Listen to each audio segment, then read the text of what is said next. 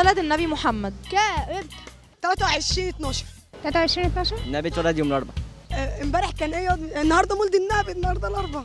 او يوم الجمعه اللي فاتت. النبي اتولد في عام الفيل، اللي هو كان فيه الفيل في الكعبة، الفيل لما كان رايح يهدم الكعبة. مش سيدنا قال يوم 6 هجري، الشيخ قال الجمعه ده مال اهلي. 8 جمادى الاول هجريه. ولد انت كده بتحرجيني. لا معرفش.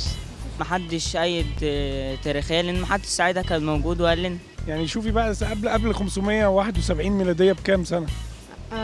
هو يوم 2 في 1435.